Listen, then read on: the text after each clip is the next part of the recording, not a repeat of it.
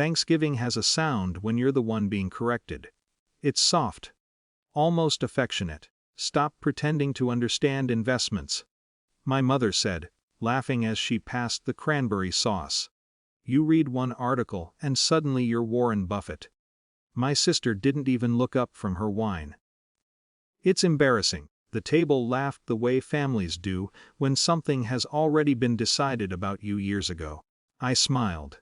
I've gotten good at that smile. It's polite. It doesn't challenge anyone. It doesn't invite debate. It says, you're allowed to underestimate me. I won't make you uncomfortable. They've always needed me to be the cautious one. The one who asks too many questions. The one who overthinks. It's easier to dismiss that than to consider that caution might sometimes be strategy. I didn't argue. I never do. The truth is, I learned about investments the same way I learned about silence, slowly, privately, without applause. After work, after bills, after realizing that nobody was coming to explain compound interest to me or hand me safety. I built a life that doesn't need defending. They just don't know that. Dessert had just been served when my phone buzzed. I glanced at the screen. The name alone would have been enough to shift the air, but I answered anyway. "Excuse me," I said quietly. I didn't leave the table. I don't know why. Maybe I was tired of stepping away. "Good evening, ma'am." His voice was clear, professional. Not loud, but distinct enough in the quiet that followed my mother's laughter. It's strange how quickly a room can listen. "I wanted to inform you personally," he continued, "that the $905 million position you hold through the discretionary account is scheduled for withdrawal Monday.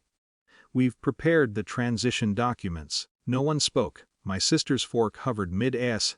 I said calmly, "That's correct. I'm reallocating." "Of course, ma'am. As always, we appreciate your discretion." Discretion. That word hung longer than the dollar amount. He confirmed the time of our meeting next week, at the bank, with the board present. Then he wished me a pleasant holiday. I ended the call and set my phone down. No one laughed. My mother blinked first. What was that about? "Portfolio adjustment," I said, reaching for my water. My sister stared at me as if I'd switched languages. "You have $95 million. She asked, but it came out thinner than she meant it to. "In assets under management," I clarified. "Professional. Neutral. Not liquid. The difference matters." But I didn't elaborate. My mother's posture changed in increments. Shoulders back, smile tighter. "Why didn't you ever say anything?" I considered that. "Because you don't listen. Because you only respect what you understand. Because every time I tried to speak about money in this house, it turned into a joke." "But I didn't say any of that. It never seemed relevant," I replied. That was the truth, just not the whole one. The rest of dinner unfolded like a meeting after an unexpected audit. Careful questions, controlled curiosity, my sister asking about markets, as if testing the pronunciation. My mother nodding too quickly. No one apologized. They pivoted. That's what people do when power shifts in a room. They adjust their tone and call it growth. Later, in the kitchen, my mother stood beside me while I rinsed plates. "I just didn't know you were involved in something like that," she said. "You've always been so quiet about money." I dried my hands slowly. I learned early that talking about it didn't help. She watched me then, searching for accusation. I didn't give her one. "Well," she said finally, "I'm proud of you." It sounded sincere. It also sounded new, and new things, in this family, are fragile. I nodded. "Thank you." But pride wasn't what I'd wanted all those years at the table. I'd wanted to not be laughed at. Upstairs, my sister knocked on the guest room door. "So you're actually running that account?" she asked. "Yes." She hesitated. "Why didn't you ever correct us?"